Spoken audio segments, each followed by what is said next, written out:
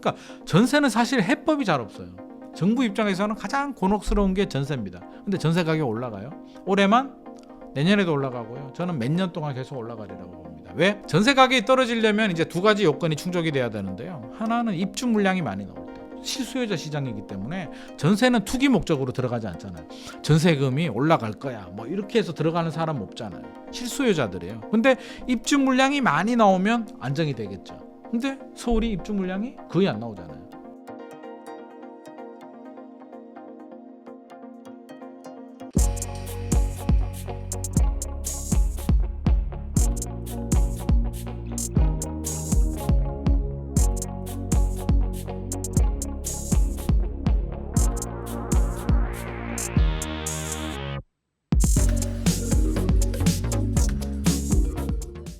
안녕하세요. 인터뷰 진행을 맡은 카프카입니다. 오늘은 김인만 대표님 모시고 부동산에 대한 이야기 나눠보도록 하겠습니다. 대표님 안녕하세요. 안녕하세요. 네, 자주 뵙네요. 네, 자주 뵙네요. 한 달에 한 번쯤 뵙는 것 같은데요. 거의 뭐 고정 네. 각입니다. 네, 간단하게 인사 부탁드릴게요. 안녕하세요. 김인만 부동산 경제연구소 대표 김인만입니다. 이렇게 자주 불러주셔서 정말 감사드리고요. 너무 좋습니다. 네, 최근에 네. 그 강남에서 시작했던 그 집값 상승이 네. 이제 강북에까지 이제 퍼지고 있고 네. 또 이렇게 집값이 오르고 있는 지역들이 많아지고 있는데요. 네. 최근에 집값은 어디가 주로 오르고 있나요? 이게 최근에 이제 급격한 이제 흐름이 변화가 있는 상황입니다. 9월 되면서 이제 정부가 칼을 네. 빼들었잖아요. 네. 대출 규제, 전방위적인 대출 규제, 네. 스트레스 DSR 2단계가 시행이 됐는데요. 수도권 지역들은 이제 플러스 더 스트레스 DSR은 이제 잠깐 설명을 드리면 우리가 대출 규제는 LTV 규제가 있죠. 네. 기본적으로 내 집값 시세가 있으면 집값의 몇 퍼센트 대출을 해주겠다.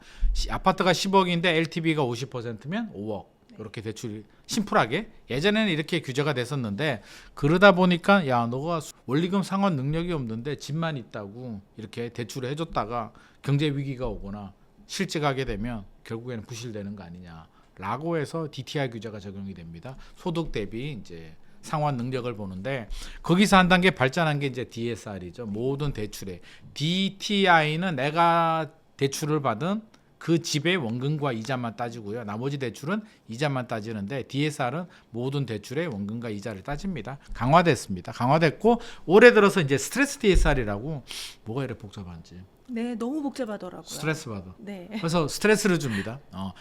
2022년에 금리가 올라가면서 여러 가지 문제들이 생겼기 때문에 미리 선제적으로 대응을 해서 가상금리, 스트레스 금리를 적용을 하는데요.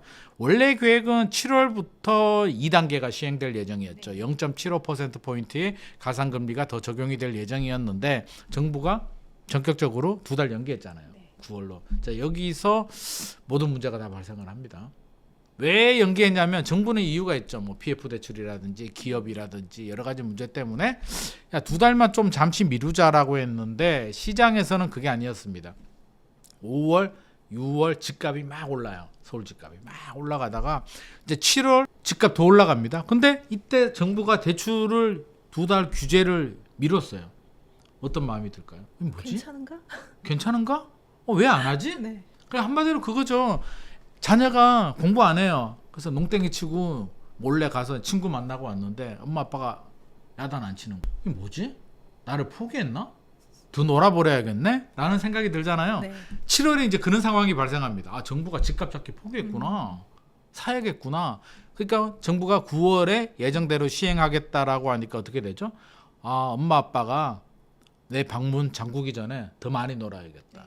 7월 8월 거래량이 폭증합니다. 서울 집값 수도권으로 확산되면서 최고의 거래량 우리 2022년 7월 서울 아파트 거래량이 11,000건을 넘었었는데요. 7월 아파트 거래량이 8,700건을 넘었고 8월은 아마 7월보다는 좀 못할 겁니다. 왜냐하면 여름 휴가도 있기 때문에. 하지만 제 생각에는 7,000건 이상은 나올 것 같고요. 굉장히 높은 거래량을 기록을 합니다.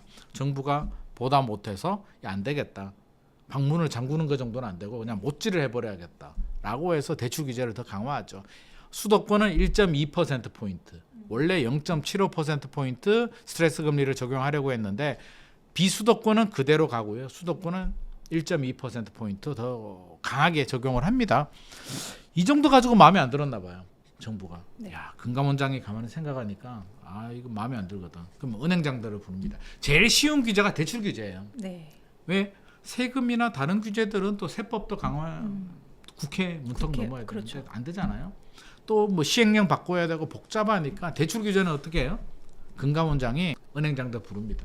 불러서 야 똑바로 해. 집값 오르는데 똑바로 안 할 거야? 라고 하면 알아서 합니다. 네. 그게 우리나라 대출 규제의 시스템입니다. 그럼 은행들은 어떻게 할까요? 지금까지는 금리를 올렸습니다. 금리 올리면 대출 받기 어려우니까 또 아우성을 치죠. 야 이자 장사하냐? 장난하냐? 비판의 여론들이 막 들려옵니다. 민원이 막 빗발치죠. 네. 금감원장이 또 부릅니다. 내가 이자 장사하라고 했냐? 대출 규제하라고 했지? 똑바로 안 할래? 라고 하니까 어떻게 됩니까? 은행장들이 다시 이제 회사 와서 부르겠죠. 똑바로 하라잖아. 왜 나 욕먹게 만드니? 똑바로 해라고 하니까 똑바로 하는 게 이제 뭐가 됩니까? 뭐 신용대출, 신규 신용대출 5천만 원 막아버리게 되고 집 있는 사람들 대출 안 나오죠? 네. 막아버리게 되고 우리가 내가 집이 있으면 대출 받아서 사용할 수도 있잖아요.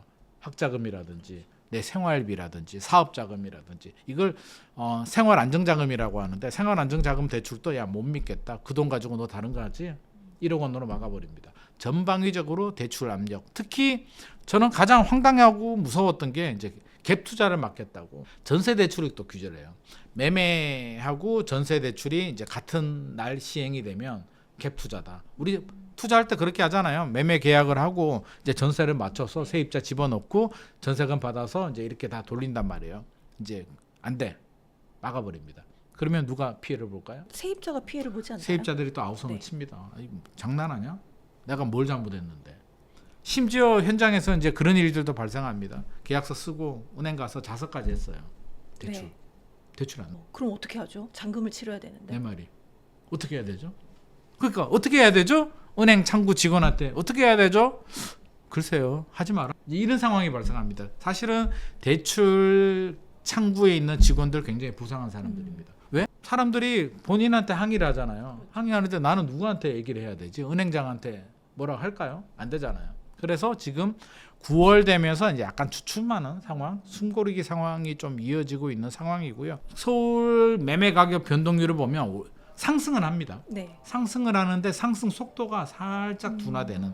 우리 자동차로 따지면 한 5월 정도는 시속 한 60km, 7월이 80km 이렇게 넘어갑니다. 그럼 7월 정도 되니까 한 100km 넘었구나. 7월이 한 100km, 120km 가고 8월이 130km 막 이렇게 갑니다. 그러다가 9월 되니까 이제 한 110km 정도, 100km 정도 줄어들었는데 그럼 이게 속도가 줄어든 걸까요? 아니면 달리고 있는 걸까요? 달리고는 있잖아요. 달리고는 있는데 속도가 줄어들었습니다. 네. 지금 9월 상황이 그런 상황입니다. 집값은 올라가는데 속도가 상승 속도가 좀 완만해졌다. 여전히 올라는 간다. 그럼 이걸 보는 관점에 따라서 정부는 집값이 안정되고 있다.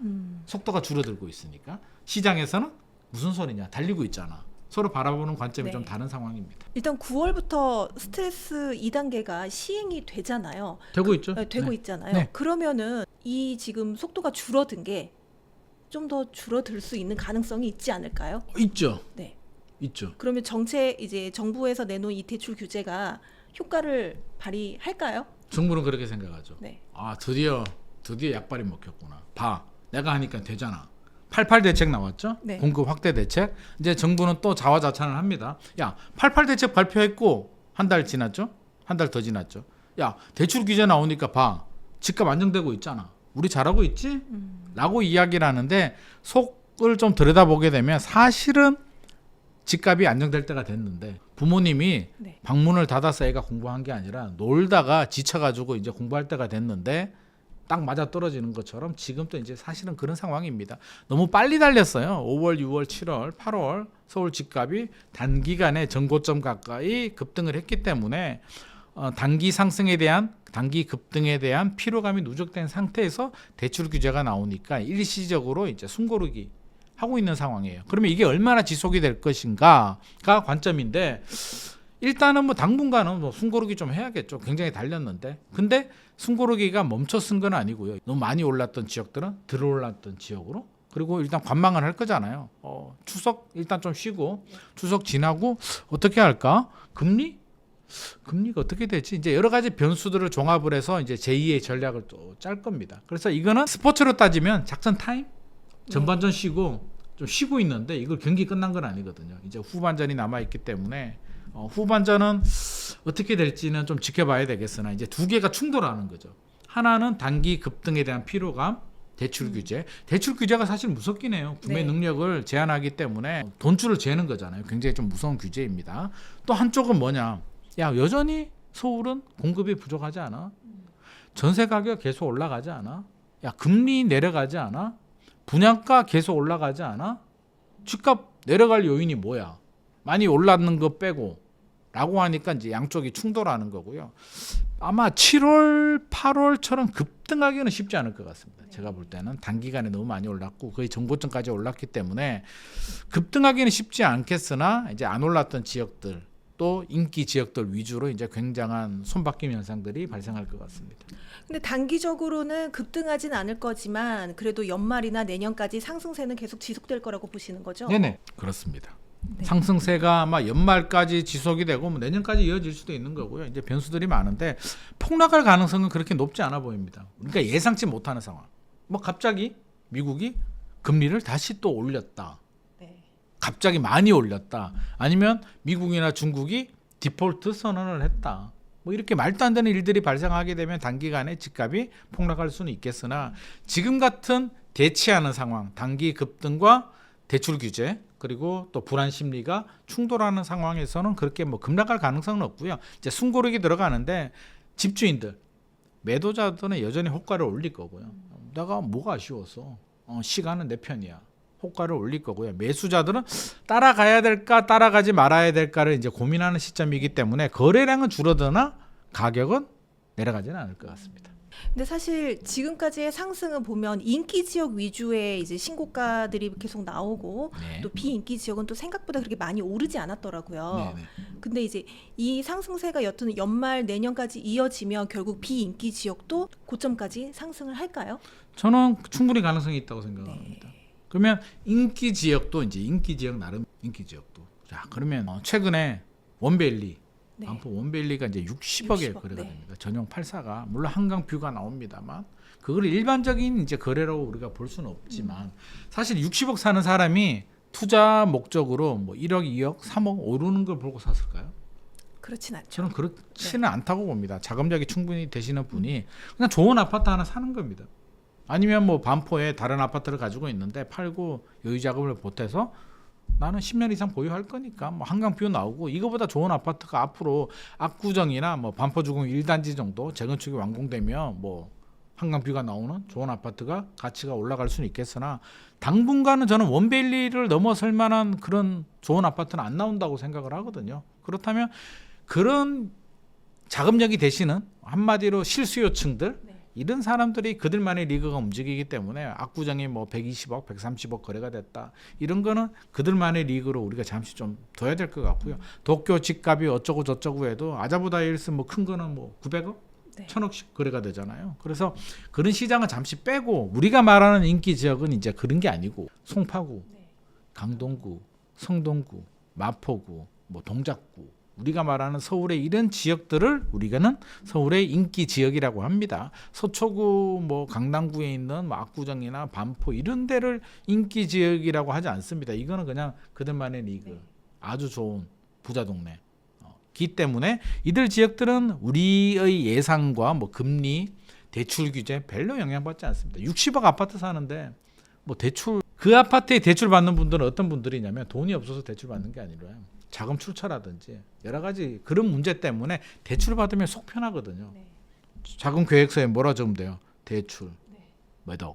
근데 내 돈으로 하면 다 적어야 되잖아요. 야, 60억은 어디서 마련했어? 내 금고.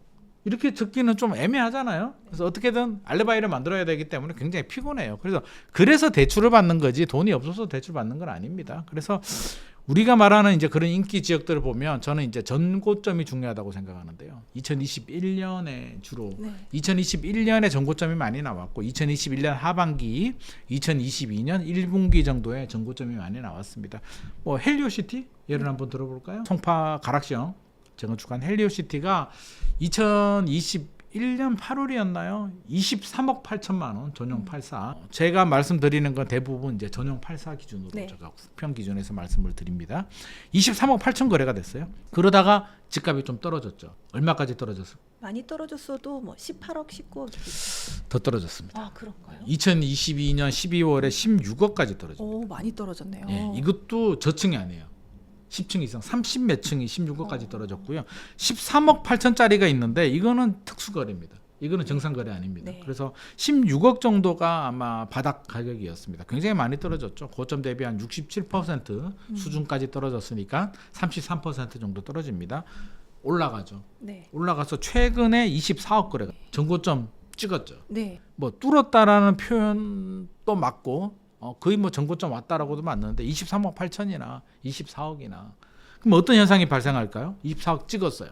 전고점. 현장 분위기가 호가가 올라가겠죠. 그렇죠. 이거는 이제 좋은 동, 좋은 층인데 24억 찍으니까 덜 좋은 비선호 동의 층들도 야 우리도 24억 한번 받아보자라고 하는데 매수자들은 고민되게 야 이게 전고점을 찍었는데 계속 올라갈까? 좀 지켜봐야 되는 거 아니야? 현장 분위기. 그래서 문의가 좀 줄어들고 매수자들은 약간 관망으로 돌아선 분위기. 매도자들은 호가를 올리는데 매수자들은 약간 긴가민가? 나 이걸 따라가는 게 맞아? 그러면 들어오는 아파트는 뭐야? 라고 해서 눈을 이제 돌리는 상황. 그러면 엘스, 리센츠, 뭐 헬리오시티, 파크리오 이런 새 아파트들 위주로 전고점까지 왔다면 최근 상황은 이제 앞으로는 당분간은 이거 아닌 것 같아. 들어오는 거 뭐지? 라고 이제 찾을 것 같습니다. 뭐 가락 우성이라든지 전고점 도달 안 하는 아파트들이 꽤 있거든요. 구축 아파트들 중에도. 그래서 우리가 얼죽신이라고 최근에 유행하는 게 얼어 죽어도 신축. 얼어 죽어도 신축. 뭐 요즘 겨울에도 네. 얼죽아 얼어 죽어도 아이스 아메리카노 네. 먹더라고요. 저는 못 먹겠더라고요. 나이 먹으니까 추워가지고 여름에는 아이스 먹는데 저는 이제 가을만 돼도 네. 왠지 따뜻한 게 먹고 싶은데 얼죽신이라고 하는데 아마 얼죽신은 저는 그렇게 엄청 오래 가지는 않을 것 같습니다. 얼죽신이 전고점 도달하게 되면 됐고 나는 얼어 죽어도가 아니 그 정도는 아니고 이왕이면 신축이 좋겠으나 같은 값이면 투자 가치가 있는 물건들 위주로 좀 움직일 것 같습니다. 그래서 이제 하반기, 4분기, 9월, 10월, 11월, 12월 시장은 이렇게 전고점 회복되지 않은 단지 위주로 눈을 돌리면서 이런 단지들이 키높이 맞출 가능성이 저는 높을 것 같습니다. 네. 사실 그 천정부지로 치솟는 게 매매가도 매매가지만 또 전세가를 또 빼놓고 이야기할 수가 없는데요. 뭐 자고 일어나면 오르는 게 전세가라고 하더라고요. 거의 한 1년 동안 서울 전세가는 계속 상승세라고 하는데 전세가 전망은 어떻게 보세요? 전세가 문제예요. 네. 진짜 문제는 전세입니다. 왜?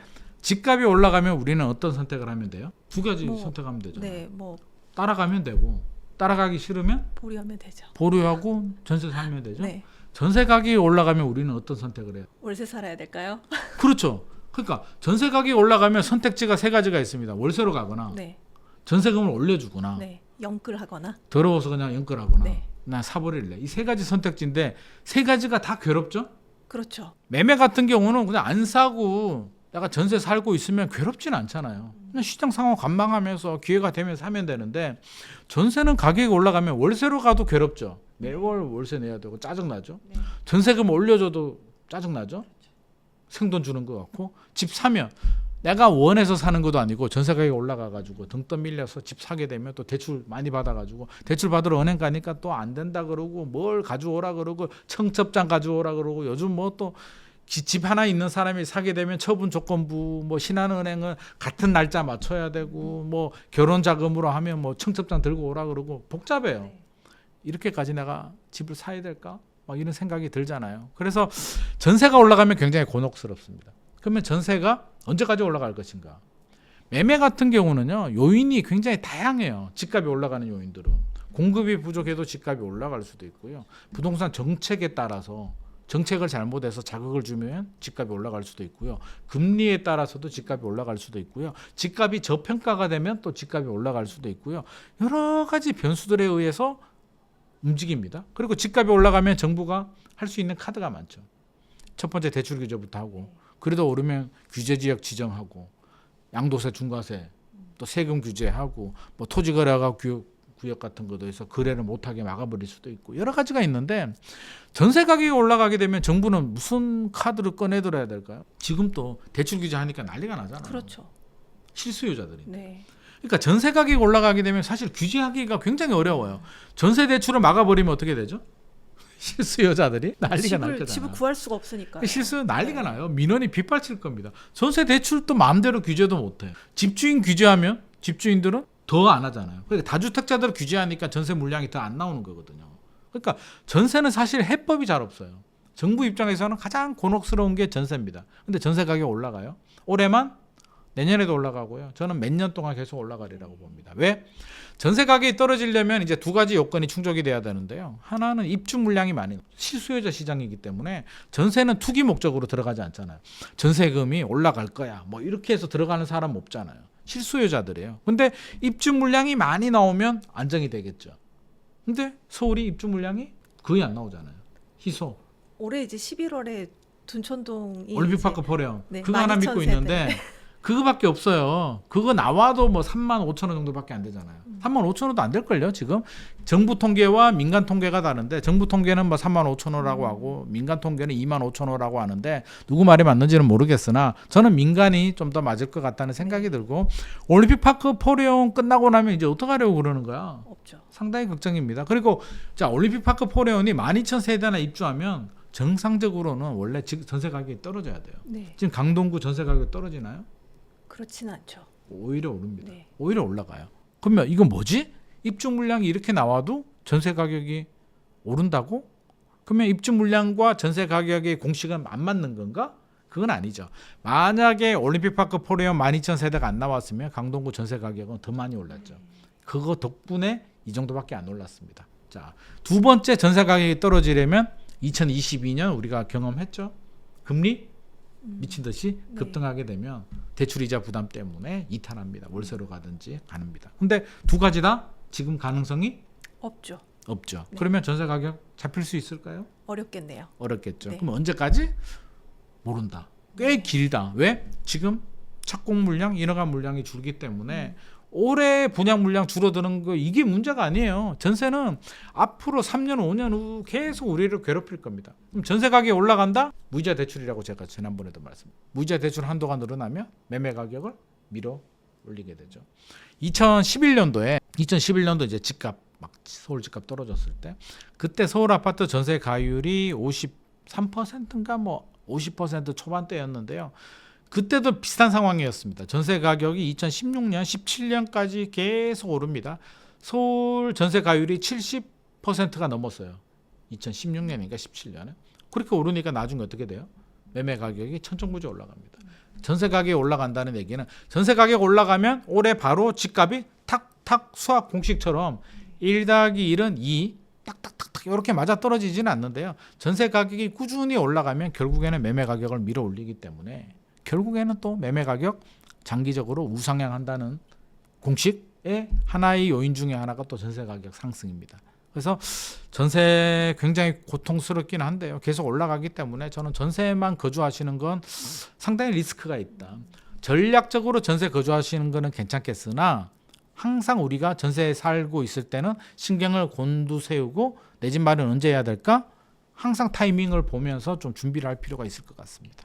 네, 곧 있으면 또 이사철도 다가오는데 정말 걱정이 많으신 분들이 많으실 것 같습니다. 또 내년에 보면은 정부가 뭐 지금 9월부터 DSR 뭐 2단계를 시작하고 있지만 또 내년에 3단계 또 이야기가 나오고 있더라고요. 그렇게 되면은 좀 더 집값을 잡는데 좀 더 효과적이지 않을까요?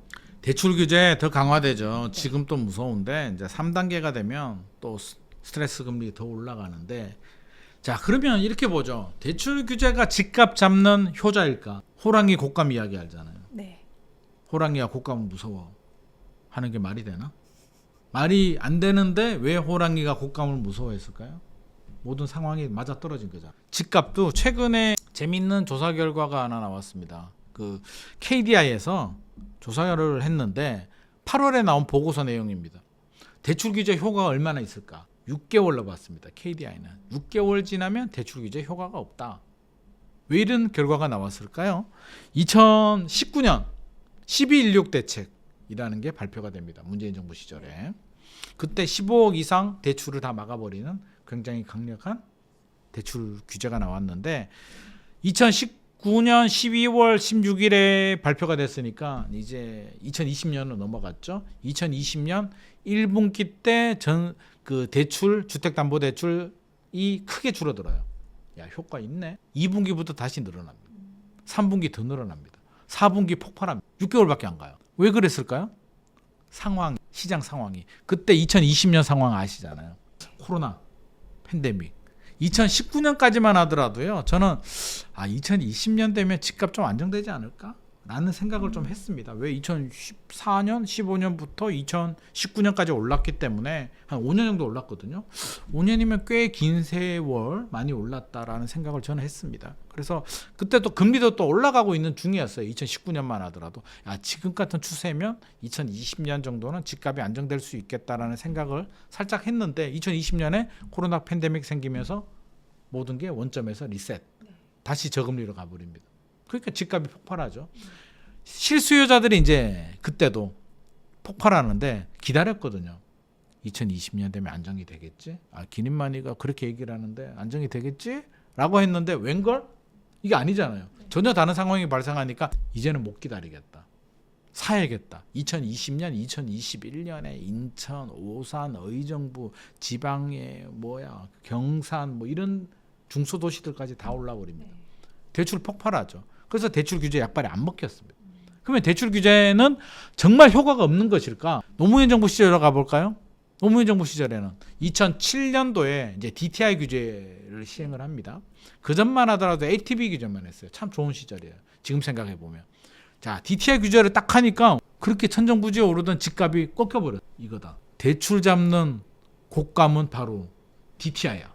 이제 그런 공식이 만들어졌습니다. 근데 공교롭게도 꺾일 때가 됐는데 왜? 2002년부터 2006년까지 엄청나게 올랐거든요. 굉장히 많이 올랐고 거의 집값이 이제 무릎에서 발바닥에서 무릎 찍고 어깨 넘어서 머리까지 올랐는 상황이기 때문에 대출 규제가 나오니까 먹히는 거죠. 구매 능력을 억제하니까 먹혔는데 자, 대출 규제가 그때만 하더라도 집값 잡는 곶감 효자야 공식이 딱 성립이 됩니다. 그러니까 문재인 정부가 처음 시작하자마자 제일 먼저 한 규제가 대출 규제잖아요. 안 먹히는 거야. 당황하죠. 2017년, 2018년 대출 규제, 세금 규제 했는데 안 먹혀요.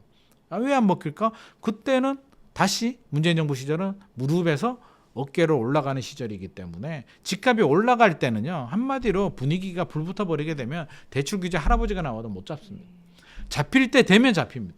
그러니까 지금 또 단기 급등에 대한 피로감이 누적이 됐을 때 대출 규제 딱 때려주니까 잡힌 것처럼 보이는 거니까 대출 규제 하나만 가지고 집값이 잡힌다 안 잡힌다 굉장히 단편적인 시각이다. 우리 애가 왜 공부를 갑자기 하지? 여러 가지 요인들이 있을 수가 있죠. 갑자기 목표가 설정이 돼서 좋은 대학 가고 싶은 마음이 생길 수도 있고 친구가 안 놀아주니까 공부할 수도 있고 부모님이 무서워서 공부할 수도 있고 여러 가지 요인들이 있는데 한 개만 보고 판단하면 안 된다. 하지만 대출 규제가 효과가 없는 건 아니다. 상당히 구매 능력을 제한하기 때문에 효과는 있겠으나 그때 상황에 따라서 판단을 해야 된다. 지금은 집값이 이제 어깨, 머리 이 정도 전고점 가까이 왔기 때문에 대출 규제가 어느 정도 효과를 보고 있습니다. 그렇다면 이제 다음 주가 추석인데 추석 이후에 이제 올 하반기 앞으로 한 3개월 정도의 부동산 시장 어떻게 전망하십니까? 저는 이제 공은 시장에 넘어왔고요. 이제 금리한테 달렸다. 시장과 금리한테 달렸다. 이제 미국이 이제 금리 내리긴 내릴 것 같아요. 기정사실인데 얼마 내리느냐. 아마 비컷으로 갈지 0.25로 갈지 0.5로 갈지가 이제 관건인데 올해 안에 예를 들어서 2024년 올해 안에 미국이 0.5에서 0.75 정도 내려준다면 그냥 예상 범위 내인 것 같고요. 1%포인트 이상 내린다면 좀 많이 내리네? 라는 생각을 할 겁니다. 그러면 이제 다시 또 공은 한국은행으로 가죠. 한국은행은 지금 고민이 뭐냐면 집값이에요. 집값만 안정되면 언제든지 금리 인하할 수 있다라는 스탠바이 시그널을 주고 있단 말이에요. 근데 다행히 9월 돼서 대출 규제의 효과가 일시적으로 나타나면서 상승률이 둔화되고 있잖아요. 한국은행 입장에서는 굉장히 희망적인 상황.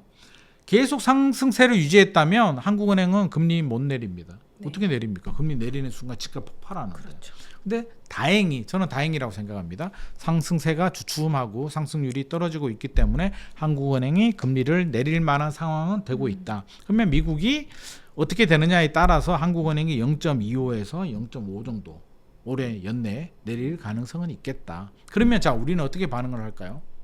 0.25%포인트 25bp 정도 내린다면 예상했잖아. 네. 그 정도 가지고 지금 뭐 사실은요 기준금리가 0.25%나 0.5% 정도 내려도 대출금리에 직접적으로 그렇게 영향 주지 않습니다. 지금 기준금리는 계속 동결이잖아요. 네.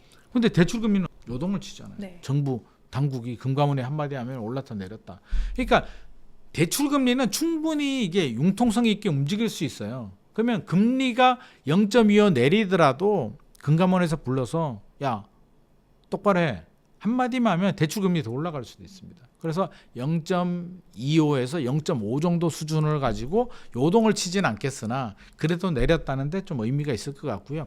일단 0.5%포인트 정도 내린다면 우리 좀 얼어붙었다기보다는 일시적으로 관망을 하는 매수 심리에 약간 훈풍 정도는 충분히 불어줄 것 같습니다. 그렇게 되면 다시 또 근데 전고점 도달한 데 말고 안 도달한 데 어디지? 라고 해서 수도권이나 서울에 전고점 도달하지 않는 아파트의 거래량은 저는 다시 늘어날 가능성도 상당히 높을 것 같습니다. 우리가 여기서 중요한 게 이제 내년에도 금리 내릴 거거든요. 특별히 아주 변수가 없다면 금리 내리는데 한국은행 기준금리가 지금 3.5%잖아요. 3.5%인데 내년에 내려도 저는 2.5% 정도 중금리 정도 유지할 것 같습니다. 우리 예전에 저금리 있잖아요. 네. 0.5% 이런 저금리로 가지는 않을 겁니다. 그렇게 저금리로 간다는 얘기는 경제가 엄청난 위기, 아주 악재 이런 상황일 때 가는 거고요. 지금 상황처럼 이렇게 흘러간다면 내년에도 한 2.5% 정도 기준금리, 중금리로 갈 것 같고 그러면 대출금리는 이제 당국의 입김과 은행권의 상황에 따라서 3%대 정도니까 엄청난 저금리라고 할 수는 없는 수준 네. 이 정도는 될 것 같습니다. 그래서 투자 심리 자극에는 좀 영향을 줄 수는 있는데 훈풍을 줄 수는 있는데 초저금리로 가서 유동성이 엄청나게 풀려서 다시 집값이 폭발하고 가계부채가 엄청나게 늘어나는 그런 상황까지는 정부가 내버려 두지는 않을 것 같습니다. 지금 서울 부동산이 단기간에 급등한 모습인데 네. 이게 아직도 뭐 상승 초입 부분이다. 아니다. 조금 위험해 보인다. 어떻게 보시나요? 이게 보는 관점에 따라서 상당히 차이가 있는데요. 상승 초입일 수도 있고 이제 위험하다고 할 수도 있는데 분명한 사실은 지금 추세 상승 구간 아닙니다. 네. 우리가 추세 상승이라고 한다면 이제 한마디로 무릎에 바닥 발목이나 무릎 정도에서 어깨까지 올라오는 걸 우리가 이제 추세 상승이라고 합니다. 이런 상황이 되면 집값이 한 5년 정도 서울 집값이 한 5년 아파트 가격이 5년 정도 올라가고요. 이제 발바닥 정도로 집값이 떨어지게 되면 정부가 여러 가지 규제를 풀어요. 강남의 규제 지역을 풀고 대출 규제, DSR 같은 규제들도 오히려 풀고 또 진짜 발바닥일 때는 5년간 양도세 면제 같은 양도세 특례도 나오고 취득세 뭐 연구 면제 뭐 이런 것도 나오는데 지금 그런 상황까지는 아니고요. 강남이 규제 지역에서 아직 풀리진 않았거든요. 그렇게 본다면 문재인 정부 시절에 무릎에서 어깨까지 올라왔잖아요.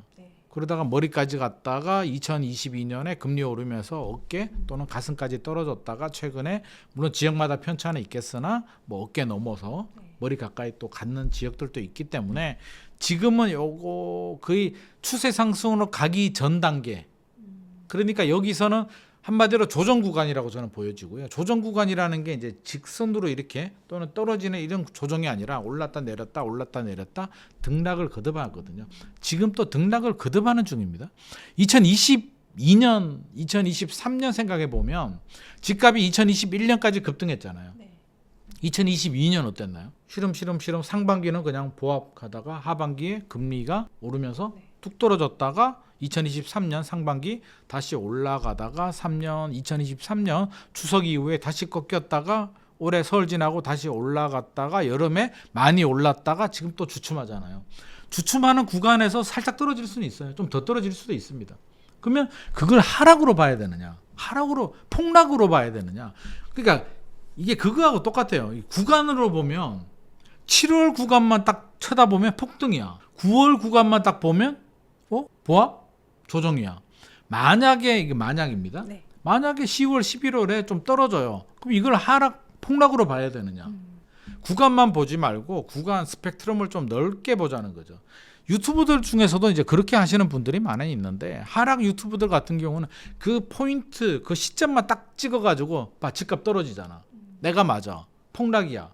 라고 하거든요. 그럼 올라가는 구간은 애서 무시하고 내려가는 구간만 찾아서 그걸 자기가 맞다는 막 입증을 하려는 노력을 하는데 뭐 물론 폭등론자도 마찬가지입니다만 길게 본다면 지금 또 조정 구간이고 추세 상승이 언제부터 시작될지는 모르겠으나 아이러니하게 한 번 더 떨어지는 2차 하락 구간이 한 번 만약에 온다면 그때가 저는 오히려 기회 아닐까.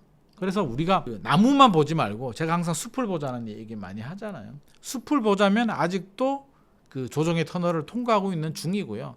지금부터 계속 올라간다라고 볼 수는 저는 없을 것 같습니다. 계속 올라가면 앞서서 헬리오시티가 24억 찍었고 엘스가 뭐 27억 최고 가격 막 이런데 여기서 계속 올라가면 5년 올라가면 헬리오시티가 50억? 2030년에 네. 50억 가야 되는데 그럼 원베일리가 100억? 뭐 이렇게 가야 그렇게 되잖아요. 가야겠네요. 근데 그렇게 가려면 그러니까 원베일리가 100억 갈 수는 있어요. 왜? 그냥 부자들 시장이니까 뭐 현금 100억이 있는 사람들 꽤 많이 있거든요. 근데 헬리오시티가 50억 가버리게 되면은요. 대출을 50% 받아도 25억 대출이거든요. 어지간한 중산층이 대기업 다니거나 전문직이라도 25억 대출 받고 원리금 상환하면서 거주하기는 지금 상황에서는 만만하지는 않습니다.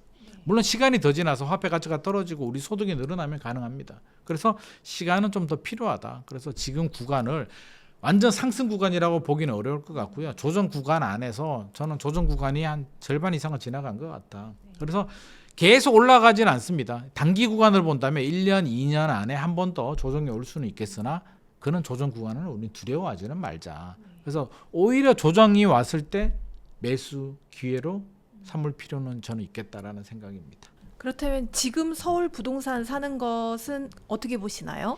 실수요자일까요? 다주택일까요? 다주택자는 사실상 세금 때문에 살 수가 없고 네. 실수요자 아니면 1주택자 정도겠죠. 그렇겠죠. 다주택자들은 지금 집을 사지 않습니다. 왜냐하면 다주택자들이 예를 들어서 3주택자가 한 개 더 사면 취득세만 12%. 원밸리 60억이라고 했잖아요. 다주택자가 60억 하나 사면 12%니까 얼마인가요? 취득세만 7억 2천만 원. 아무리 부자라도 그렇게 애국자가 많지는 않습니다. 네. 나라에 7억 2천을 또 갖다 바치면서까지 사고 싶어하는 사람들은 그렇게 많지 않고요. 자, 실수요자라면 어떻게 해야 될까? 많은 분들이 저한테 질문합니다. 선생님, 소장님, 올해 말에 집값이 오를까요, 내릴까요? 아니면 내년 상반기에 오를까요, 내릴까요?를 물어봐요. 그럼 제가 왜요? 사시려고요. 예, 집값 떨어지면 살려고요. 라고 얘기를 합니다. 그러면 저는 항상 똑같은 얘기를 합니다. 떨어지면 살 수 있겠냐? 사실 쉽지 않거든요. 그리고 만약에 필요하고 자금력이 되면 저는 지금이라도 사라고 하는데요. 지금 삽니다. 만약에 지금을 사든 올해 말에 사는데 그러면 올해 말에 집값이 떨어지고 내년에 오르고 내리고가 중요할까요? 우리가 집을 사서 1년 안에 팔면 양도세도 단기 보유 중과세 맞잖아요. 그러면 보통 우리가 최소 3년에서 기본적으로 5년을 보유하거든요. 10년 보유하는 경우들도 많이 있고 그렇게 바라본다면 오히려 3년, 5년 후에 집값을 궁금해해야지 왜 지금 집값을 궁금해하냐는 거죠. 지금 집값을 궁금해하는 분들은 이제 그런 논리입니다. 조금이라도 더 떨어졌을 때 사고 싶다는 마음. 충분히 이해를 하고 당연한 마음인데 제가 정확히 말씀드리지만 떨어질 때는 정말 못 삽니다. 왜? 더 떨어질 것 같으니까. 헬리오시티 또 한번 예를 들죠. 자, 24억 최고 가격 찍었는데 뭐 어떻게든 대출 규제 영향이 커가지고요. 만약에 뭐 21억에 급매물이 나왔다고 칩시다. 동이나 층이 좋은 거. 몇 달 전에 24억 거래가 됐는데 21억이야. 어떤 마음이 들 것 같아요? 더 떨어질 것 같은데. 야, 이거 20억 깨지지 않나? 기다려요. 안 삽니다. 만약에 사면 어때요? 21억 갔다가 24억 갔다가 다시 22억도 갔다가 왔다 갔다 하겠죠. 하지만 그 기간의 구간을 넘어서 다시 추세 상승으로 들어가면 이게 30억도 넘고 35억도 가는 겁니다. 그래서 길게 봐야지, 집을 살 때는 길게 봐야지, 이걸 단기 흐름 내가 떨어질 때 사고 안 사고는 사실은 맞지 않습니다. 그래서 필요하신 분들은 사도 되고요. 그러면 서울이 좋냐 안 좋냐? 서울보다 더 좋은데. 서울은 왜 좋으냐? 일단 입주 물량이 희소해요. 입주 물량이 희소하다는 얘기는 공급을 해야 되는데 서울은 공급할 땅이 없다. 없죠. 서울이 공급할 땅은, 빈 땅은 제가 볼 때는 그 여의도, 네. 국회를 밀어버리면 그게 빈 땅이 많이 나옵니다. 첫 번째. 두 번째, 용산 민족공원 밀어버리고 아파트 지어도 되는데 현실적으로 불가능하죠.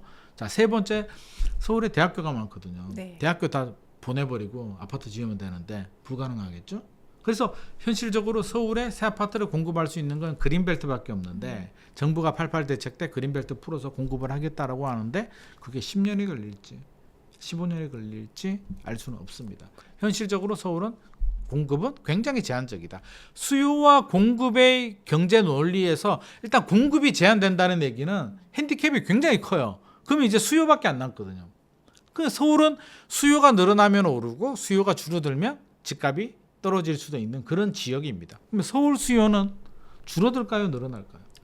늘어나죠. 늘어날 가능성이 네. 높습니다. 절대 수요는요. 왜 늘어나느냐? 서울 집을 누가 살까요?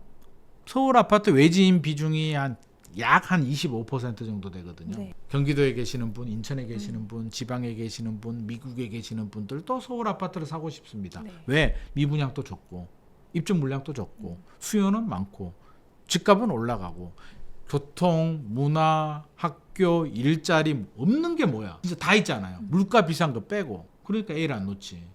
살기가 힘드니까. 서울이 살기가 좋으면서도 아이러니하게 살기가 어려운 지역이 서울입니다. 삶의 만족도가 떨어지는 곳, 출산율이 떨어지는 곳. 서울 출산율이 0.5명 정도 됩니다. 우리 평균이 0.72명이거든요. 서울에서 멀어질수록 전라도는 0.9명이 넘습니다. 그러니까 아이러니하게 서울에서 멀어질수록 삶의 만족도는 높아진다. 하지만 서울이 또 편리하고 살기 좋기 때문에 수요는 굉장히 두텁습니다. 그러면 서울은 수요가 굉장히 탄탄해요. 지방에 계시는 공부 잘하는 분들, 제 조카도 마찬가지고 다 서울로 옵니다. 공부 잘하면 서울로 와서 우수한 인재들이 공부해서 나오면 기업들이 모셔가겠죠. 네. 그럼 수도권에 자리를 잡아요. 그러면 부모님이 수도권에 집을 또 해줘야 되잖아요. 본인이 마련을 하든 다 서울 수요가 되는 겁니다. 그러니까 서울 집값은 장기적으로 올라갑니다. 인구가 감소하면 어떡하죠? 라고 물어보시는 분들도 꽤 많이 있습니다. 인구 감소 문제되죠. 20년 후에. 그러니까 지금 왜 20년 후냐면은요. 주택 구매 연령이 옛날에는 이제 40에서 59세 정도, 요즘은 이제 30대도 집을 많이 사니까 30에서 59세로 바라본다면 2015년부터 출산율이 이제 계속 줄어들었거든요. 그러면 그 출산율 줄어든 애들이 30대가 될 때까지 시간이 저는 한 20년, 25년 정도 보고 있거든요. 그러면 2040년, 2045년 정도에는 영향을 줍니다. 우리가 지금 뭐 3년, 내년, 3년, 5년 후도 지금 잘 모르겠는데 20년 후에 집값을 예측을 하고 우리가 반응을 한다는 것 자체는 저는 난센스다. 그럴 가능성, 그런 고민은 제발 하지 말자.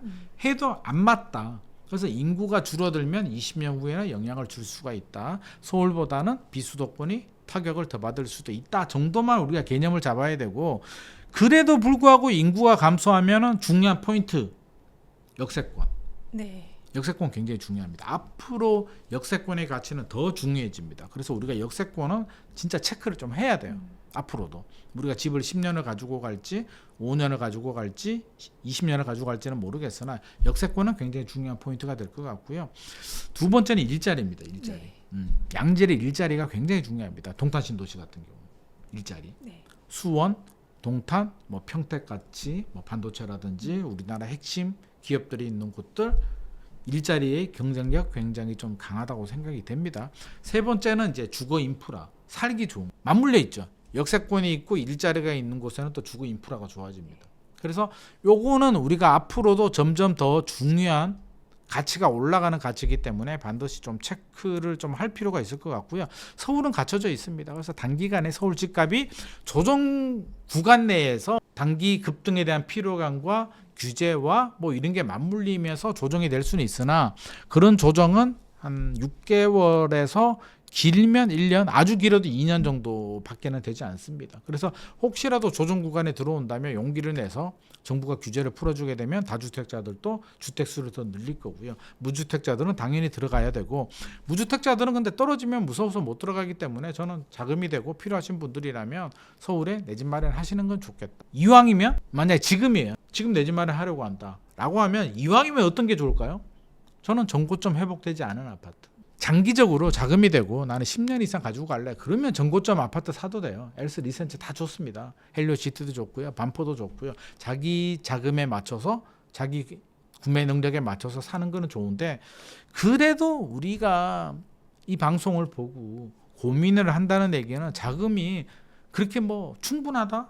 그러지 않잖아요. 대다수는 여러 가지 있는 한정된 자원을 가지고 대출도 받아야 되고 아니면 전세를 끼고 사야 되고 고민을 해야 되기 때문에 정고점 도달되지 않는 아파트, 송파구에도 여전히 많이 있고요. 강남에도 있고요. 마용성에도 여전히 많이 있습니다. 사실 정고점 도달한 아파트들은 거의 랜드마크, 신축 아파트 위주로 움직였기 때문에 꼭 그 아파트만 고집할 필요는 저는 없다고 생각합니다. 순서가 있거든요. 항상 랜드마크가 먼저 움직이고 뒤에 따라서 이제 키를 맞춰가기 때문에 항상 랜드마크 같은 값이면, 그러니까 집값이 떨어졌을 때 하락 구간일 때는 랜드마크 아파트를 사는 게 맞고요. 지금 같이 랜드마크가 먼저 치고 올라갔을 때는 회복이 덜 된 아파트 위주로, 또 지역도 마찬가지고. 서울이 거의 다 올랐어. 예를 들어서 서울이 문재인 정부 시절로 본다면 2014년부터 올랐거든요. 2013년부터 이제 거래량은 늘어났고 14년, 15년, 16년, 17년, 18년, 19년, 20년 서울은 꾸준히 이렇게 올라갑니다. 인천 같은 경우는 2019년까지 거의 안 올랐어요. 자, 2019년 구간만 보면, 2018년, 19년 구간만 보면 어떻게 돼요? 답이 없잖아요. 네. 야, 얘들은 안 되는 동네야. 답이 없어라고 할 수 있는데 구간을 넓게 잡으니까 어때요? 2020년, 2021년의 상승률은 서울을 완전히 뛰어넘습니다. 인천 의정부 이런 데가. 그래서 결국에는 평균을 내버리면 비슷하게 다 올라 버렸어요. 근데 서울은 꾸준히 올라간다. 인천은 늦게 많이 올랐다. 그렇게 바라본다면 2017년, 18년 이런 구간일 때는 서울이나 마용성이 들어가는 게 현명했는 거고, 2019년이나 2020년 같은 경우는 오히려 인천이나 의정부나 오산이나 안성 이런 데 들어가는 게 더 효과적일 수도 있죠. 그래서 항상 상황에 맞는 적절한 좀 판단이 필요하다. 지금 상황이라면 인서울은 좋다. 인서울은 좋은데 정고점 회복된 아파트보다는 정고점 회복되지 않은 아파트 한 80% 정도 수준. 네, 정고점 아파트, 대비 80%요? 네. 네. 그런 아파트도 분명히 있습니다. 찾아보면 있어요. 그래서 그런 아파트들은 내가 필요하다, 자금이 된다 하시는 분들 하시고, 준비가 안 됐고 자금도 부족한데 갑자기 방송 보다가 나도 사야 되는 거 아니야? 막 대출 받아가지고 부모님한테 없는 돈 받고 이렇게 해서 할 필요는 없는 것 같고, 필요하고 자금 되시는 분들이라면 한 80% 정도 수준이면 충분할 것 같습니다. 그럼 지금 같은 시점에 재개발, 재건축에 투자하는 거는 어떻게 보시나요? 당연히 좋죠. 당연히 좋은데 시간이 오래 걸린다는 건 전제 네. 조건입니다. 오래 걸려요. 특히 재건축, 재개발은 더 오래 걸리고요. 사람들이 많이 착각하는 게, 뭘 착각을 하냐면 정부가 막 발표하면 막 금방 될 것처럼, 1기 신도시 특별법, 노후계획도시 특별법 나오면 뭐 2027년에 착공 들어갈 것 같은 환상을 심어주는데 가능해요? 2027년에 착공 들어가는 게 안 되나요? 불가능합니다. 그거 들어가면 제가 여기 구독자들한테 제가 커피 한 잔씩, 안 들어가면 저한테 쏘십시오. 안 됩니다. 불가능합니다. 왜 불가능하냐면 2027년에 착공 들어가려면요, 지금 이주해야, 이주하는 데만 2, 3년 걸리거든요. 야, 이주해? 땅? 모든 사람들 이사 간다? 이건 현실적으로 불가능하고요. 조합원들은 사정이 다 달라요. 우리 애가 고3이어가지고 못 간다. 지금 고2인데 무슨 소리냐. 난 내년까지 살아야 된다. 우리가 뭐 건강이 안 좋다. 우리 노모가 어쩌다. 뭐 수많은 사정들이 있기 때문에 2, 3년 걸리거든요. 대단지들 이주하려면. 2027년 착공 들어가려면 이주해야 착공 들어가, 멸실하고 착공이 들어가잖아요. 이주 안 했는데 그냥 멸실해버릴까요? 안 되죠. 그건 뉴스 나오잖아요. 네. 말도 안 되는 얘기예요. 그래서 지금 이주해야 되는데 무슨 이주야. 조합도 안 만들었는데. 그러니까 있을 수 없는 얘기예요. 10년 후면은 다행이에요. 그래서 빨리 진행돼야 10년이다. 그래서 우리가 현실은 정확히 알아야 된다. 11월에 이제 선도지구 지정이 되는데 그것도 지정이 돼야 되는 거고요. 선도지구 지정이 되고 여러 가지 뭐 인허가 절차라든지 그 행정적 지원이 있더라도 저는 최소 10년은 바라봐야 됩니다. 신속통합계획 당연히 10년, 여의도 10년, 압구정 빨라야 10년, 빨라야 10년입니다. 10년 더 이상 걸릴 수도 있습니다. 15년 걸릴 수도 있고요. 그럼 재개발은 더 오래 걸리겠죠. 더 오래 걸립니다. 네. 재건축은 그래도 아파트가 비슷비슷하잖아요. 전용 59, 전용 84 비슷한 면적끼리 이렇게 구성이 되어 있는데 재개발은 천차만별이고 이해관계도 완전히 다릅니다. 그러면 또 신속통합계획 뭐 막 얘기 나오고 또 모아타운 뭐 이야기도 나오는데 제가 최근에 만난 분 중에 이제 신속통합계획 예정 그것도 예정이야. 또 구역 지정도 안 됐어. 예정인 곳을 사고 싶다는 분을 제가 만났습니다. 그래서 제가 또 임장도 갔다 왔죠. 돈 받고 공짜는 안 되니까 돈 받고 이제 현장에 갔는데 차라리 구역 지정이 되고 추진이 되고 있는 거는 괜찮은데 이 신청을 했는데 떨어졌어. 또 신청했는데 또 떨어졌어. 그러니까 세 번째 신청을 했대요. 그럼 될까요? 세 번째? 어렵겠는데요. 그렇죠. 네. 현장에서는 된다 그러죠. 왜 계약을 시켜야 되니까. 근데 한 번 떨어지고 두 번 떨어졌는데 이유가 있을 거잖아요. 그렇죠. 서울시가 어지간하면 해주고 싶잖아요. 오세훈 서울시장의 업적이고 신속통합계획을 많이 해야 공급 물량이 나와서 그렇죠. 어지간하면 해주고 싶은데 어지간하지 않잖아요. 그렇죠. 근데 가격은 투자 가격은 괜찮아. 왜? 예를 들어서 뭐 신축 빌라더라고요. 가보니까 네. 한 매매 가격이 한 6억 정도 하더라고요. 그러면 전세가 한 3억 정도예요. 예를 들어서. 그럼 3억 투자로 가능하잖아요. 네. 서울에 정비 사업을 3억으로 투자하기 만만하지 않거든요. 그렇죠. 현실적으로. 네. 구역 지정이 되고 조합 설립이 되면 가격이 껑충 올라가니까. 네. 그래서 3억 정도로 투자할 걸 찾다 보니 이제 이런 게 눈에 들어오는 거고 현장에서는 야 신속통합 기획되면 이제 일사천리로 진행이 되니까 지금 구역 지정되기 전에 빨리 솔깃하지.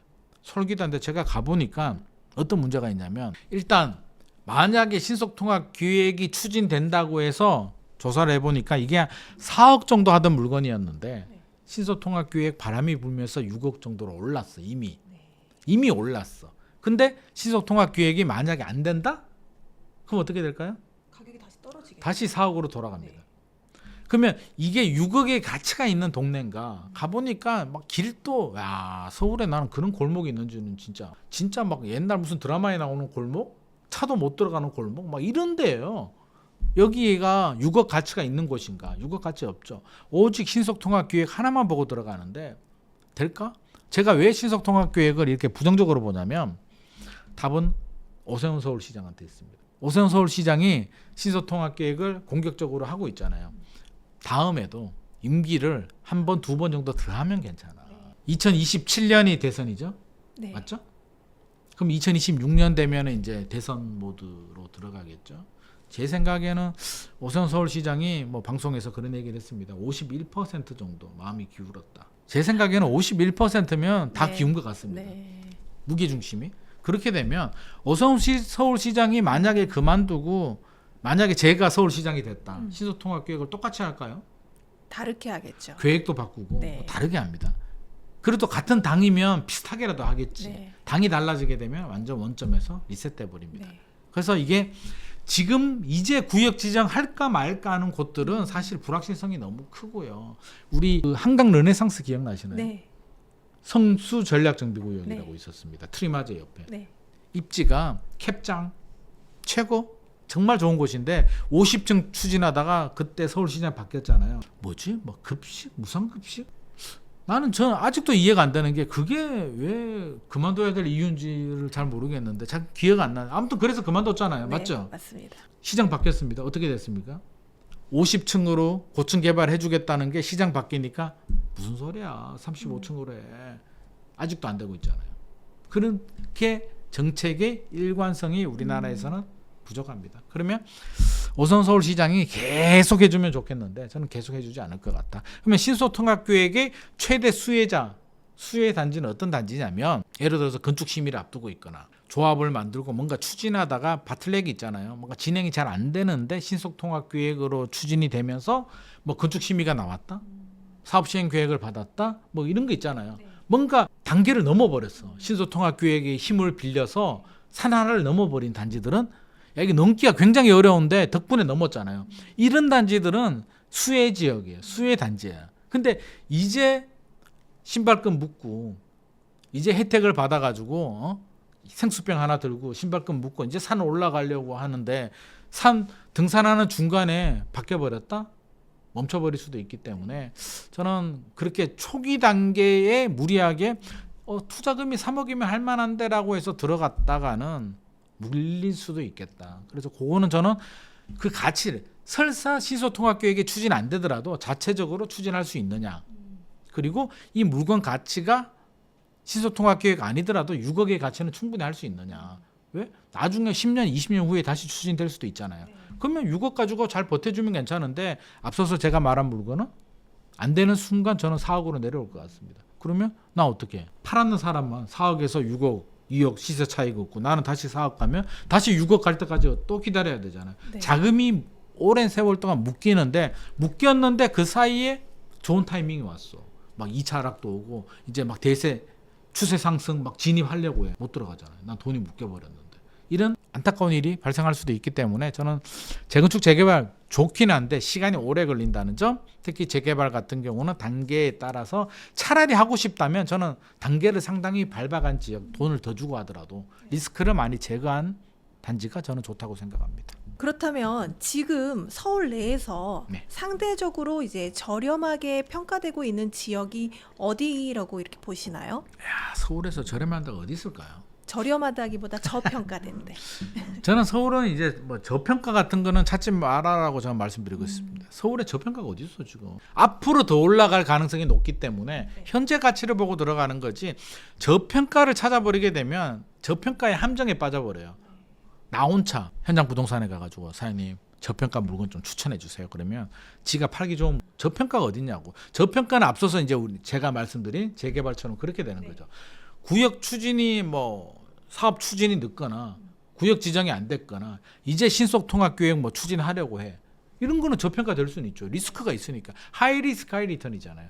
나는 그럼에도 불구하고 저평가된 거에 들어간다는 얘기는 나는 리스크를 안고 들어가기 때문에 되면은 6억에서 8억으로 가겠으나 안 되면 4억으로 가는 걸 감수하고 들어가는 거죠. 근데 저는 그렇게까지 투자를 추천하고 싶지는 않습니다. 리스크를 저는 너무 저 개인적으로 제가 하이 리스크 하이 리턴을 좀 싫어하기 때문에 그냥 순리대로 저는 가는 걸 좋다고 생각하거든요. 서울 전체가 순리대로는 갈 수 있다고 저는 생각을 합니다. 10년 후, 15년 후는 서울은 올라가 있습니다. 거의 다 올라가 있습니다. 그러면 내가 할 수 있는 구역에 따라서 들어가는데 물론 뭐 본인 상황이라든지 구역 지정에 따라서 다르겠으나 이왕이면 뭐 마용성, 동작 이쪽을 벗어나지 않으면 좋겠죠. 한강 끼고 플러스 마이너스 뭐 5km, 10km 범주 내에서 움직이는 거는 저는 당연히 좋다라고 생각을 하는데 거기서 이제 이렇게 진행 상황이나 여기에 따라서 달라질 수도 있기 때문에 이왕이면 돈을 좀 더 주더라도 그게 중구에 뭐 신당 뭐 이런 같은 경우도 신당 13구역이 아마 제대로 구역 지정 안 된 것 같고요. 10구역도 속도가 빠른데도 제대로 안 되고 있다면 저는 이왕이면은 13구역보다는 돈은 13구역이 적게 들어가겠으나 차라리 그냥 10구역 들어가는 게 저는 맞지 않나 싶은 생각이 들고 안정성을 좀 더 올리는 것도 저는 방법. 돈 오래 묶이는 건 리스크니까. 네. 재건축도 마찬가지죠. 뭐 서울 재건축 당연히 좋잖아요. 재건축 아파트들이 이제 많이 남진 않았는데 개포 같은 경우는 개포 중은 6단지, 5, 6, 7단지 지금 열심히 추진하고 있고 음마 아파트도 있고 또 가락우성 뭐 요즘 어지간하면 이제 안전진단은 다 통과했거든요. 그래서 기본적으로는 저는 안전진단 통과한 단지들 목동 당연히 좋은데 가격이 비싸서 문제지. 용적률은 낮지만 근데 찾아보면 의외로 재건축 단지들 많이 있습니다. 개인적으로는 저는 재건축을 좀 선호하는 입장입니다. 왜냐하면 편하고요. 리스크가 좀 적고요. 또 아파트라는 게 있잖아요. 아파트의 가치가 있기 때문에 만에 안에 예상치 못하는 상황이나 발생하더라도 아파트는 황금성. 예를 들어서 가락우성이 아마 안전진단 통과한 걸로 알고 있는데 가락우성 아파트가 재건축이 제대로 추진 안 되더라도 역세권의 입지가 좋잖아요. 근데 아파트 자체로서도 가치가 충분해요. 그래서 저는 크게 뭐 리스크하다는 생각은 안 듭니다. 추진되면 좋아. 저는 그런 게 좋다고 생각하거든요. 지금으로도 가만히 5년, 10년 있으면 가치가 올라갈 수가 있는데 재건축이 되면 플러스 알파로 더 올라가겠죠. 이거는 좋은데 재개발 가치, 재개발 때 이제 구역마다 다릅니다. 재개발 가치 이것만 바라본다면 이게 안 돼 버리게 되면 이 빌라, 노후 30년, 40년이 된 노후 골목의 빌라가 무슨 그렇게 가치가 높겠습니까? 그래서 진행 상황을 좀 봐야 되겠고, 재개발 구역 중에서는 저는 그래도 괜찮게 본다면 거의 마천 쪽에 안 되다가 다시 추진하는 곳들이 있거든요. 거기는 입지가 워낙 좋으니까. 강남의 마지막 뉴타운이라고 하는 거의 마천 쪽이나 노량진 뉴타운도 평지거든요. 지금 꽤 많이 진행이 되고 있는데 뭐 열심히 공사하고 있는데, 그런데 수색 증산이라든지 또 신당이라든지 이렇게 눈에 보이는 구역들, 이미 대표적인 구역들, 그런 곳들을 저는 좀 안정적으로 보고 있고, 잘 안 되는데, 지금까지 안 됐는데 신소통합 기획 덕분에 뭔가 해보려는 곳들은 신소통합 기획 덕분에 안 될 수도 있기 때문에 저는 그런 어떤 뭐 정책적인 호재로 인해서 확 단기간에 올해 뭐 2억 올랐다 이런 것들은 추천하고 싶지는 않습니다. 오늘 좋은 말씀 감사드립니다. 요즘 그 수도권은 부동산 시장이 어떤 모습을 보이고 있나요? 수도권도 수도권 나름인 것 같습니다. 네. 수도권도 이제 서울 가까운 이제 먼저 반응을 하는 거고요. 서울 가까운 곳은 어디? 과천, 판교, 성남, 분당, 네. 또 성남 구시가지, 하남, 광명, 수원 뭐 이런 지역들은 반응 속도가 좀 있죠. 그래서 서울에서 항상 먼저 이렇게 서울 중심지가 오르고 나면 풍선 효과가 생기잖아요. 풍선 효과가 서울 가까운 수도권, 경기 지역들하고 이제 마용성 먼저 움직이고 이렇게 퍼져 나가거든요. 그래서 항상 강북보다는 오히려 수도권, 서울 인접한 제가 말씀드린 그런 지역들이 먼저 반응하는 양상을 예전에도 보였고요. 이번에도 역시 보이고 있는 상황입니다. 그렇다면 서울 내 비인기 지역에 투자하는 것과 수도권 내 상급지에 투자하는 것, 어떤 게 더 효과적일까요? 대표님이라면 어떤 선택을 하실까요? 아우야, 이건 너무 이게 진짜 이게 수도권에 좋은데 네. 하고 서울의 비인기 지역. 비인기 지역. 서울의 비인기 지역이라면 구체적으로 어디를 말씀하시는 거예요? 뭐 어차피 욕 먹는 거. 뭐 금천구나. 금천구, 관악구, 금강구, 또 노도강 뭐 네, 이런 데 네. 있잖아요. 또 해당 지역 주민들이 싫어하시려나? 뭐 현실이니까요. 네. 뭐 싫어해도 어쩔 수가 없고요. 이제 이미 말이 나왔으니까. 그럼 가격은 같은 가격이라는 게 전제 조건인가요? 그렇죠. 매매 가격이 똑같다. 네. 비슷한 선이다 했을 때. 경기도는 그러면 말씀하신 거는 이제 과천이나 네. 판교나 이런 걸 말씀하시나요? 근데 사실 과천 판교가 더 비쌀 텐데. 아니 꼭 과천 판교가 아니어도 됩니다. 아니어도 된다. 그러면 수도권에서는 저는 이렇게 봅니다. 수도권에서 이제 과천하고 사실 판교, 분당은 거의 마용성급이라고 봐야 돼요. 그래서 이들 지역을 수도권, 서울 외곽 지역하고 단순 비교하는 거는 맞지 않다고 보고요. 우리 행정구역의 차이, 행정구역의 그 왜곡일 수도 있는데, 사실은 노원구도 원래 서울 아니었잖아요. 네. 강남도 원래 시흥군이었고, 네. 강서구도 원래 김포군이었고, 그렇게 따지면 행정구역이 서울시가 되면서 그게 서울이 된 거고, 그러니까 그렇게 따져보면 과천 지역번호가 아시죠? 거기 그냥 서울 공이 그대로 공이, 쓰잖아요. 광명도 공이에요. 네. 그러니까 지역번호 그냥 공이는 서울이잖아요. 네. 행정구역만 경기도 과천시지. 과천에서 서초구, 강남구 가기가 빨라요? 아니면은 서울 내에서 노원구에서 강남 오기가 편하냐고. 과천이 훨씬 빠르죠. 과천은 그냥 강남이라고요. 그냥 네. 중강남인데 행정구역이 경기도일 뿐입니다. 그래서 이들 지역은 저는 서울로 인정을 해줘야 된다. 그러니까 행정구역은 다르지만 생활 지역은 저는 생활권은 서울권으로, 강남권으로 저는 봐야 된다는 입장이고요. 앞서서 말한 것처럼 이제 뭐 서울에서도 외곽 지역, 금강구, 관악구, 또 노도강 이런 데하고 수도권에 이제 뭐 과천, 판교, 분당 빼고 그러면 뭐 수원이나 고양이나 뭐 이런 데하고 비교를 한다면 야, 이것도 참 난감하네. 이것도 아파트마다 다르거든요. 근데 금강구 중에서도 저는 서울의 프리미엄은 분명히 있다고. 일자리, 특히 금강구 같은 경우에 금천구, 구로구 같은 경우는 이제 과거에는 사실 저는 이게 이미지가 굉장히 중요하다고 생각하는데, 과거에는 약간 공장들도 많고 막 그랬는데, 지금 가산 디지털 단지, 구로 디지털 단지 가보셨나요? 완전히 변했잖아요. 아파트식 공장.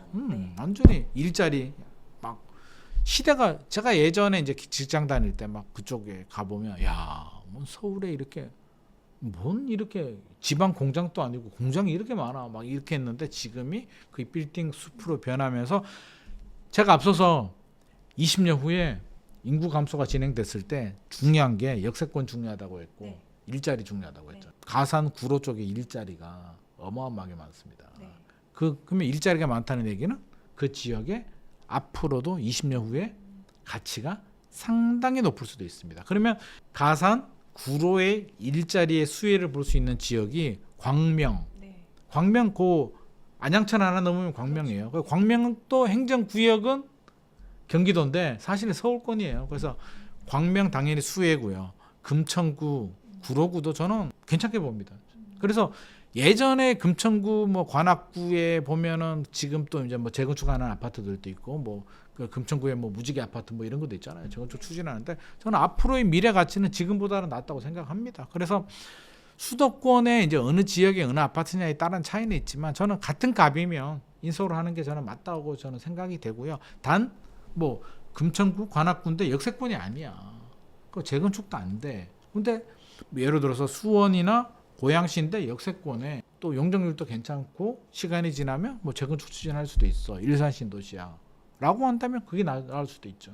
그래서 특히 일기 신도시 같은 경우에 경기도에 괜찮죠. 일기 신도시 중에는 분당이 가장 빨라요. 가장 빠르고 사업성도 가장 좋고요. 분당은 앞서서 이제 우리가 거의 뭐 마용성급이라고 제가 말씀드렸기 때문에 사업성이 왜 좋냐 그러면 같은 용적률이라도 일반 분양가를 높게 할 수가 있습니다. 분당시 신도시가 만약에 지금 재건축을 해서 일반 분양이 나오면 아마 전용 84 18억 20억 해도 먹힐 수 있어요. 이 정도면. 근데 다른 신도시들은 이렇게 안 되거든요. 10억? 일산도 한 12억 정도 일반 분양가 잘해야 할 수 있지. 그 이상은 힘들다고 봅니다. 공사비는 똑같은데 일반 분양가를 많이 하면 사업성이 좋아지겠죠. 분당이 제일 먼저 치고 갈 거고요. 나머지 지역들 일산, 평촌, 삼본, 중동은 분당보다는 사업성이 떨어지나 그래도 노후계획도시 특별법이 이미 시행이 됐고 이게 세종하고 비슷해요. 질러버렸잖아요. 돌이킬 수가 없어. 자, 세종시도 노무현 대통령이 질러버렸잖아요. 누가 반대할 수 있을까? 충청도 표가 달렸는데 아무도 반대 못합니다. 일기 신도시도 마찬가지예요. 손을 대고 싶어도 나중에 대통령이 바뀌어도 손대는 순간 일기 신도시가 30만 호 정도 되잖아요. 네. 30만 호면 3인 가족 따져도 100만 명 정도 되죠. 그러면 유권자 생각하면 한 70만 명, 80만 명이 유권자인데 몇십만 표, 몇만 표 가지고 지금 당락이 결정되는 상황에서 이걸 어떻게 무시해. 그러니까 이미 스타트는 됐고 진행은 된다. 분당이 먼저 치고 가겠으나 나머지 신도시들도 충분히 눈여겨봐야 된다. 자금이 부족하다? 나는 분당 신도시 살 돈이 없어라고 한다면 일산이나 평촌이나 눈을 돌려야 되죠. 그래서 저는 일기 신도시도 굉장히 좀 눈여겨봐야 된다. 재건축 언제 될까 싶었는데 인프라 좋잖아요. 또 20년 후에 인구가 줄어들면 제가 중요한 게 인프라라고 했잖아요. 양질의 일자리와 인프라와 역세권이라고 했는데 수도권에서 이걸 기가 막히게 갖추고 있는 곳들이 신도시입니다. 그래서 저는 신도시 같은 값이면 구도심보다는 신도시로 들어가는 게 저는 옳다고 생각합니다. 조금 전에 말씀해 주시기로 과천이나 판교, 분당 같은 곳은 뭐 서울의 뭐 마용성이랑 네. 뭐 비슷한 급이다라고 하셨는데 네. 만약에 투자나 실거주로 선택을 할 때 과천, 판교 어디를 사는 게 그럼 더 좋을까요? 아, 오늘 질문이 너무 피곤해. 너무 피곤해. 야, 이게 과천하고 이게 판교를 붙여버리게 되면 짜장이 맛있냐 짬뽕이 맛있냐를 지금 물어보는데 잘하는 집에 따라 다릅니다. 근데 이게 솔직히 제 마음을 솔직히 말씀드릴게요. 이거는 어디까지나 저의 내피셜입니다. 네. 이게 정답은 아니고요. 그렇죠. 저 개인의 의견입니다. 개인의 의견인데 저는 과천을 우선으로 꼽고 싶습니다. 저 개인적인 의견입니다. 그 이유를 꼽자면 일단 판교도 좋긴 한데요. 쾌적성 너무 좋은데 저는 과천이 갈 때마다 느끼는 거지만 살고 싶다. 아니 관악산, 청계산, 오른쪽이 청계산, 우측이 청계산, 좌측이 관악산. 산을 딱 끼고 있고 교통 지하철 4호선 차 타고 가면 서초구 그냥 뛰어가도 가겠다. 에다가 재건축 많이 진행되고 있잖아요. 새 아파트들. 네. 그 귀하다는 새 아파트들이 나오고 있고 아직도 오래된 아파트들이 몇 개 남아 있는데 재건축 추진하고 있고 또 예전에 만든 그 슈르하고 네. 먼저 2008년도였나요? 먼저 재건축한 데 있거든요. 걔들도 용적률이 괜찮아요. 그러면 지금부터 한 한 20년 지나면 저는 한 번 더 그 아파트들도 또 재건축 추진할 수도 있기 때문에 입지적으로 본다면 뭐 저는 부동산은 첫째도 입지, 둘째도 입지, 셋째도 입지라는 생각이기 때문에 일단 저는 과천은 중강남권이다, 그냥 강남이다라는 생각을 가지고 네. 있습니다. 물론 행정구역이 다르기 때문에 핸디캡이 있으나 그냥 강남권이라는 생각이 들고요. 상대적인 비교입니다. 뭐 판교가 나쁘다는 얘기는 절대 네네. 아닙니다. 개인적인 절대 아닌데 의견이십니다. 판교 같은 경우는 지금이 저는 좋은데 입주 연도가 이제 2기 신도시잖아요. 2기 신도시에서 판교가 동탄 1 신도시와 마찬가지로 빨리 추진했단 말이에요. 아직까지는 깨끗한데 이제 점점 이제 노후화가 점점 진행이 되는데 재건축은 또 안 됩니다. 재건축은 당장 안 되잖아요. 네, 그렇죠. 분당도 이제 선도지구 지정하는데 어디 2기 신도시를 지금 얘기를 하냐고요. 그래서 시간은 상당히 오래 걸릴 거다. 근데 판교의 장점은 있습니다. 판교 신도시 장점. 시간이 아주 오래 걸린다면 판교가 이제 턴키 개발했잖아요. 네. 그 LH가 그 민영들한테 턴키로 해서 이제 공사 맡기고 이렇게 진행이 됐는데 이게 퀄리티가 그렇게 높진 않아요. 아파트가 솔직히 말씀드리면 우리 마곡도 마찬가지고 이게 사실은 좀 저렴하게 이렇게 지었는데 입지가 너무 좋고요. 저는 그게 장점이에요. 잘 짓지 않았기 때문에. 잘 짓지 않아서 안전진단 잘 통과할 것 같고요. 용적률도 높지 않습니다. 의외로 용적률 다 200% 이하 되게 많아요. 판교. 개포주공이 왜 재건축 빨리 됐는데요. 대충 지어서 그렇잖아요. 5층짜리 서민 아파트 용적률 낮게 대충 지으니까 안전진단 다 통과하는데 압구정 여의도는 쥐들이 사는 동네라고 잘 지었어요. 부자 동네라고. 안전진단 할 때마다 다 미끄러졌잖아요. 다행히 지금 신소통합계획해서 속도를 내는 거지. 이게 역설적이라니까요. 판교, 그래서 저는 20년 후에는 판교 가치 상당히 높아질 겁니다. 재건축하기 가장 좋은 신도시가 판교입니다. 그래서 지금 상황에서는 이게 시간이 오래 걸리고 과천한테 밀리지만 20년 후가 되면 아마 판교 손을 들어줘야 될 수도 있습니다. 그렇다면 지금의 이제 과천과 판교의 가격이 한 10년 후에는 어느 정도 선까지 상승할 수 있을까요? 10년 후에요. 네. 와, 10년 후에는 거의 서울 집값 올라가는 수준만큼은 올라갑니다. 그러니까 10년 후에 강남 아파트가 지금보다 얼마 올라가 있어? 라고 하면 우리가 네. 아무도 정답은 말할 수는 그렇죠. 없지만 올라는 가 있겠죠. 그렇죠. 우상향하니까. 네, 네. 그러면 10년 후면 2034년, 2035년 정도 되면 또 뭐 엘스 리센츠 헬리오시티 얘기를 하자면 지금이 고점 27억이면 이때 되면 한 35억, 40억 안 가겠습니까? 2035년 정도 되면. 네. 그렇죠? 이게 40억 가면 판교나 과천 아파트들도 지금보다는 한 30% 이상은 올라가 있지 않겠습니까? 그래서 저는 그렇게 바라본다면 장기적으로 본다면 뭐 분명히 올라가는 거는 의문의 여지가 없다. 의심의 여지가 없다. 뭐 단 경제 위기가 와서 전체적으로 가라앉는다면 모르겠으나 인구 감소의 영향도 이들 지역은 저는 피해갈 것 같습니다. 왜냐하면 좋잖아요. 일자리가. 버틴다면 역세권의 양질의 일자리, 인프라 다 갖추고 있기 때문에 만약에 이들 지역이 안 된다. 인구 감소의 영향으로 20년 후에 집값이 떨어진다. 그러면 다른 지역들은 그냥 죽습니다. 그래서 그런 걱정하지 마시고 저는 판교도 좋고요. 과천도 좋고 다 좋은데 항상 우리가 염두에 둬야 될 건 인프라, 일자리, 교통은 역세권은 항상 머리에 두고 이제 좀 접근하는 필요가 있을 것 같습니다. 앞으로도 이 지역은 서울에 준하게 상승할 거라 계속 관심 있게 보시거나 투자를 하셔도 괜찮겠네요. 당연하죠. 기회만 된다면. 그래서 저는 무조건 서울이야라는 공식은 맞진 않는데 이들 지역도 행정구역은 경기도지만 사실 생활권은 서울에 준하는 지역이기 때문에 항상 대상지를 고를 때는 이들 지역들도 저는 같이 포함해서 그럼 이들 지역에 지금 투자하는 거는 괜찮을까요? 당연하죠. 왜 꼭 서울이어야 됩니까? 그래서 그럴 필요는 없다. 단 이제 따져봐야 된다고 했잖아요. 필요하고 자금이 되지만 따져보는데 전고점 대비 회복을 많이 못했다라 그러면 들어가는 거고요. 아 이거 전고점 뛰어넘었거나 전고점 터치됐다라고 한다면 다른 거는 뭐 없나라고 좀 더 찾아볼 필요는 있을 것 같습니다. 네, 서울이든지 경기도든지 일단 정고점을 기준으로 살펴봐야 되겠네요. 지금 상황에서는 그렇습니다. 네. 그렇다고 해서 10년 바라보면 전고점보다 훨씬 더 올라가 있기 때문에 아유 나 돈 있고 그냥 10년 20년 나 계속 살 거야 라고 하시는 분들이라면 뭐 전고점 찾지 말고 하셔도 됩니다. 오늘 정말 소중한 시간 내주셔서 너무 감사드리고요. 마지막으로 네. 저희 구독자분들께 한 말씀 부탁드립니다.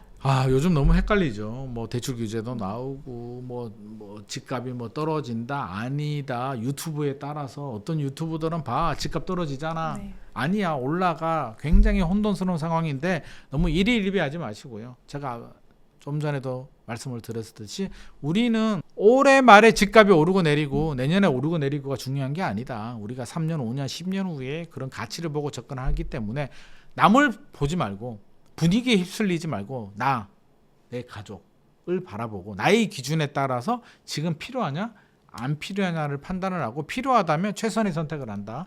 전고점 대비 많이 회복했다. 단기 급등에 대한 피로감이 있다라고 한다면 지켜보거나 그렇지 않은 전고점을 회복하지 않은 단지 위주로 좀 알아보는 것도 좋은 전략이 될 것 같습니다. 네, 오늘 감사드립니다. 감사합니다. 네.